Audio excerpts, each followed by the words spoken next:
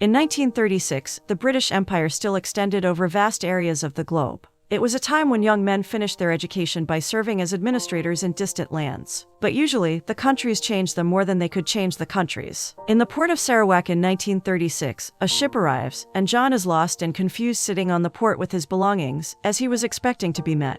A native young man called Balansai in tribal clothing introduces himself to John Truscott, and welcomes him with a firm handshake. Balansai rows the kayak he and John are in to get to the village, where the locals react to the colonizer as if he is a spectacle. Balansai takes John to his boss Henry Bullard, who is the governor of this district and has full authority in this British colony. Balansai, on the other hand, is about to be the head man of the Longhouse in 2 years. Henry wonders why John is here, because he's overqualified for the job. John responds that he's here to carry on his father's legacy, who was also a district officer here, and had a plan to educate the Iban community before he had to go to war, where he got martyred. John considers it his duty to educate primitive people. Henry is sure that John's self-righteous act will be knocked right out of him after some time in Sarawak. After giving him a brief overview of their violent but talented cook famous, Henry informs John that he has an invitation from the local longhouse Gawa Kenyalong for tomorrow. Henry leaves him to himself, after notifying him that Balansai will pick him up. But John is still unclear about what his actual job is. John is escorted to Malacca, Balansai's father, among a crowd of enthusiastic and curious native children and women.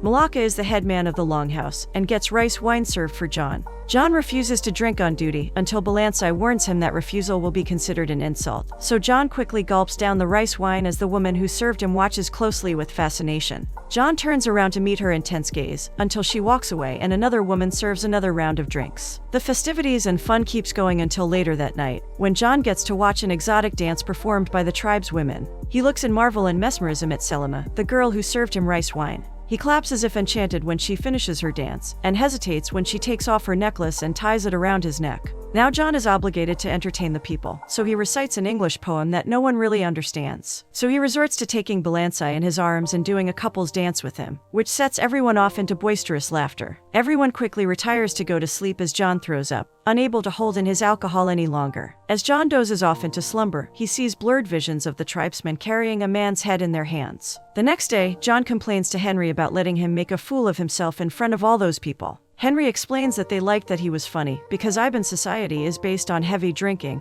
violent sports, and practical jokes. John is shocked to hear that the Iban people cut off the heads of the Chinese miners who were trespassing, and now he's supposed to bring them back to earn their trust. Malacca brings Selima to him, who will now live with him and perform wifely duties. In more frank terms, she will be his sleeping dictionary, as she will sleep with him and teach him her language within 6 months. She knows English because her mother was a sleeping dictionary too. John is worried that Selima is being coerced into this, but it turns out that she picks the man she chooses to live with. Henry explains the details of this arrangement, as John's contract forbids him from marrying for 3 years, during which he might feel lonely. When he goes on leave to England, he'll come back with a civilized English wife, and Selima will return to her people as a fluent English speaker. This system has worked for centuries, but John still refuses because he won't compromise on his principles. John suggests that she could stay with him, and they could learn each other's language without the sleeping together part, and Selima agrees with an annoyed expression. She appears to be offended at him turning her down. It's raining that night, and John finds out that the journal containing his father's plan is infested with ants. That, and the constant rain is very overwhelming for John, who doesn't interact much with Selima, which upsets her even more. John keeps tossing and turning in his bed all night, and calls out to Selima to say goodnight to her.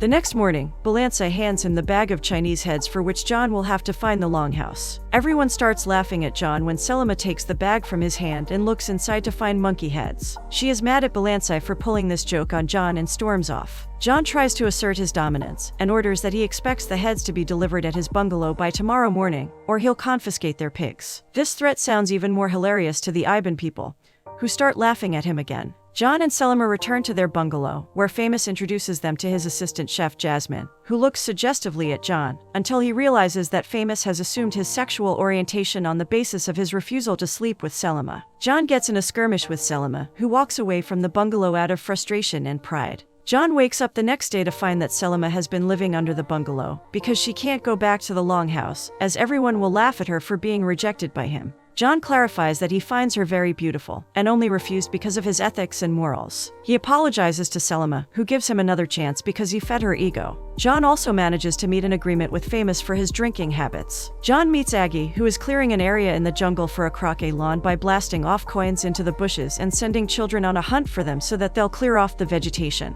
She wants it to be done in time for her daughter Cecilia's arrival. That night, John and Selma have a brief conversation in their languages, and John shares that he says goodnight to his father every night before going to bed. Their bodies get very close to each other as they stand under the door frame, until they both head to their rooms. Selma asks John if he's a virgin. John replies that he is waiting till marriage, but Selma finds this strange, because the lack of practice would make him perform poorly on his wedding night, and he probably won't be able to please his wife. John extends his hand to the hole in the partition between them and holds Selma's hand as he admits that he's never met anyone like her before. Selma makes a comment about how John didn't dance like an Englishman, after which they both slip into sleep. John is interacting with the kids of the village when Balansai criticizes the English system of education which John is trying to bring among his people. Balansai believes that getting this education as the chief's son didn't do him any good when John challenges him to an underwater battle, even though Balansai is a long-standing champion at it. Selma, Malaka, and the other villagers wait attentively as John and Balansai stay underwater. Balansai emerges at the surface of the water, frustrated by his defeat. John comes up 10 minutes later and proves that English people's use of technology makes life easier for them, as he took an oxygen tank with him underwater. John hands over the heads to Henry later, who mentions that Cecilia is arriving this Christmas, so John should join them for dinner to meet their well-educated daughter from Oxford.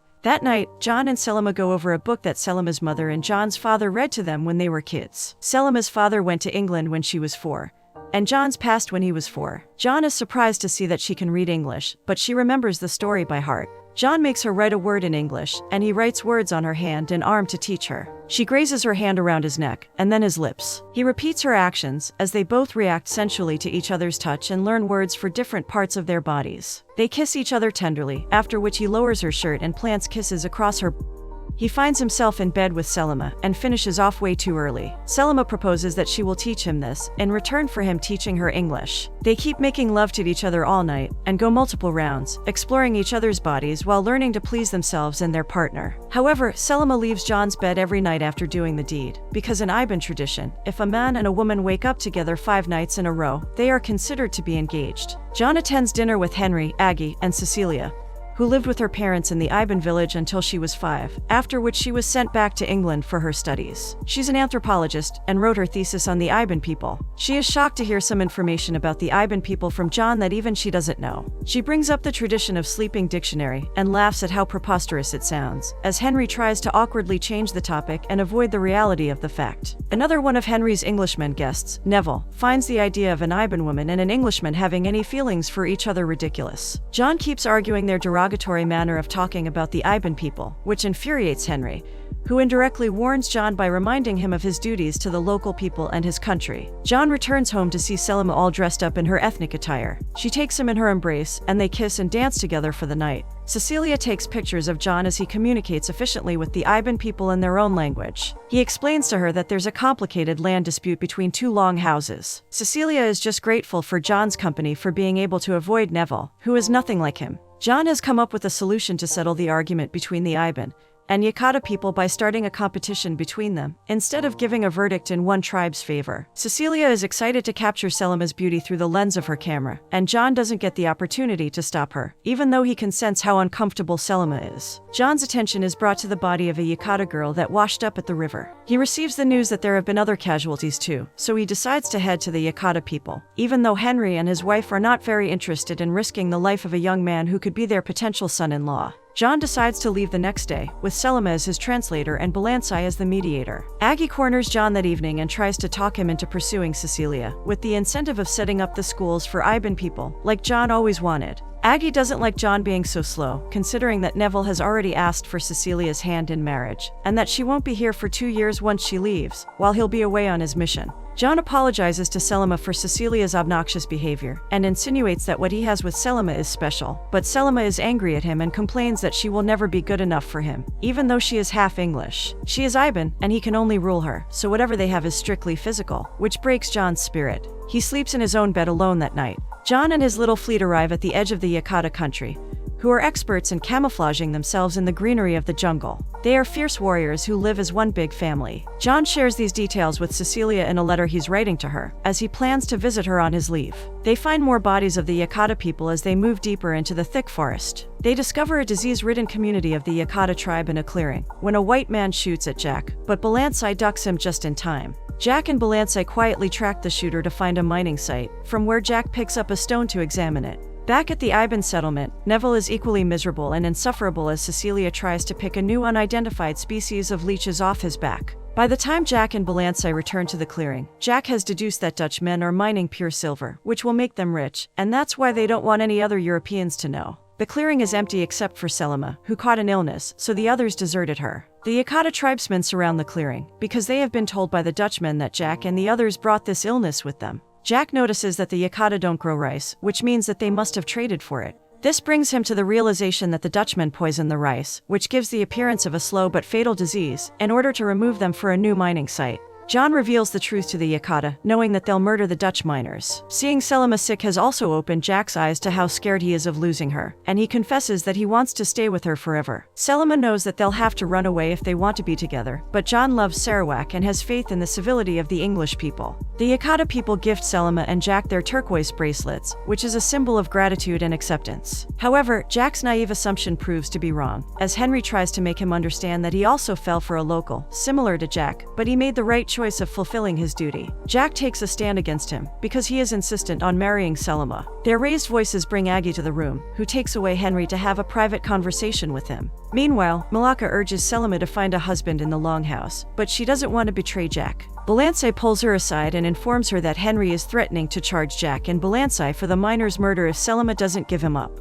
On the other hand, Aggie gives Jack the option to go back to England on a year's leave, but if he doesn't comply, then he'll be deported from Sarawak and rot in prison for 10 years. Jack can't believe how ruthless his fellow Englishmen are, and runs to see Selima, who is in captivity and disappointed in their fate.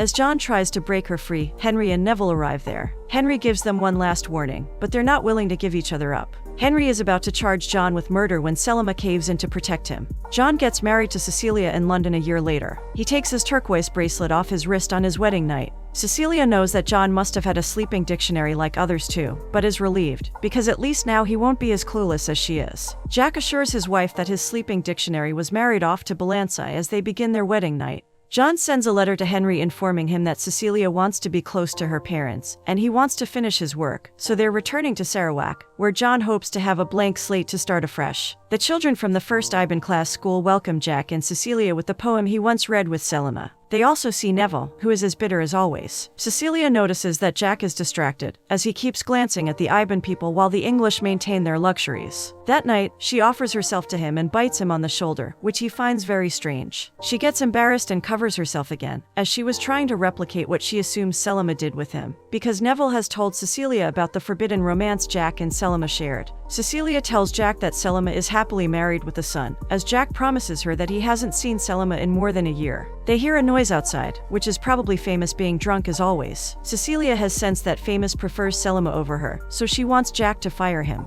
The next day, Jack brings Famous to Neville's bungalow and finds out that he beats up his sleeping dictionary. This infuriates Jack, and he tells Neville's dictionary to retaliate if Neville ever hits her again, which is enough to threaten Neville, who is still hung up on Cecilia. Jack overhears Aggie schooling Cecilia on how she shouldn't try to get Jack to fall in love with her, and take this marriage as a convenient arrangement. John walks in and insinuates that he needs privacy with Cecilia. Jack eventually sees Selima a year later by the riverbank, as she cuddles her son while Balansai stands behind her. Jack quietly and enviously witnesses Selima happy with her son and husband, oblivious to the fact that he's watching them. Jack immediately runs off to Famous to inquire about a doubt he has, which proves to be right, as Selima's baby is in fact Jack's, not Balansai's. He offers to bribe Famous to arrange a meeting with Selima, but she has already made it clear to everyone that she doesn't want to see him. Jack comes up with another plan, to send Neville to a location filled with leeches, while Famous reports to Selima that Neville's sleeping dictionary has been beaten up again, and needs her help. Selima walks into Neville's bungalow, and is shocked to see Jack, who has been waiting for her. He wants to see his son Mandar. Selima doesn't acknowledge him at first, but as he moves closer to her, she lets him meet his son for a minute, while reminding him that she'll be slain if someone sees them together. She also states that Mandar is Balansai's son now, as he agreed to marry her, even though he knew that she was already pregnant. Jack recites their memorable poem to their son. Aggie later observes Jack building a toy boat, which leads her to assume that he has impregnated Cecilia, but he denies it. Aggie admits to Jack that she didn't stay in Sarawak with Henry for the sake of her duty, but due to the insecurity that he'd go off to his native girl if she'll let him out of her sight. This is her way of warning Jack that she won't let the same happen to her daughter. Nevertheless, Jack meets Selima secretly again as Mandar plays with the toy boat his real father built for him. Neville catches the boat sailing its course down at the river. Balancé sneaks into John's bedroom and nicks his arm, as Cecilia wakes up in horror to see Selima also concerned for Jack. Balancé has been caught now, and Henry despises the fact that he'll have to execute one of the finest warriors he knew. Henry has to give Balancé a capital sentence for attempting to murder a colonial officer, and Jack has to ignore his son for the rest of his life, just like Henry ignored Selima, even though he knew that she was his daughter all along. This is why he entrusted her to Jack initially, but doesn't want Selima to know, because that's the right thing to do, which Jack should do as well, now that it's his turn. Balancé is on trial in front of Jack, who gives him many chances to blame his action on a frenzy, but Balancé stays honorable to his true intent. Jack adjourns the court with the plan to announce the sentence tomorrow. That night, Selima pleads to John to save Balancé's life, who is a good father to Mandar, as Cecilia quietly looks at them from her bedroom. The Iban women corner and attack Selima when Henry jumps in and rescues her in front of his English family. Helpless as ever, Jack gives Balancé a capital sentence with a heavy heart. Henry is in jail while the scaffold to hang him the next morning is being built by his own whaling people. Selima sneaks into Henry's bungalow to rescue Balancé, and overhears how insecure Henry's family is about losing Jack, as they are plotting to keep him tied to Cecilia. She gives the keys to Jack, who frees Balancé and hands him a gun for his protection as he slips into the jungle. Jack proposes to run away with Selima, and tells her the time and place for meeting her so that they can escape, promising to choose her over everything else. Aggie maliciously assigns Selima as Neville's sleeping dictionary, while Cecilia breaks the news of her pregnancy to Jack. Jack is stuck at dinner with Cecilia and her parents that night, while racist Neville imposes himself on Selima. Famous attacks Neville, and Selima escapes with Mandar, as Cecilia comes clean to Jack that she doesn't want to be his second choice, because she deserves to be in true love too. She hugs him goodbye and lets him go, promising to not tell anyone until the morning. Selima and Mandar are drenched in rain by the time she gets to the dock, where Jack isn't present. By the time Jack gets there, the ship has already left. Thankfully, Famous is still hiding there, and tells Jack that Selima thought that he wasn't coming, so she made a run for the Dutch territory and headed to the old mine. Henry catches Selima escaping and gives her his gun instead of shooting her, only to discover that Selima knew that he was her father all this time. He hugs her for the first and the last time before she sails away. Cecilia and Henry don't let Aggie cause any more damage out of her hatred and jealousy. She still sends Neville on a manhunt. Jack manages to find Selima with the help of her photograph, as she has set up camp on a mountaintop. Jack and Selima reunite when Neville catches them, but the Yakata people murder him just in time to save them. The Yakata tribe offers Selima and Jack to join them as they leave to settle in a new village the next day. Jack and Selima happily say yes, because all they need in the world is each other and their son, wherever life takes them.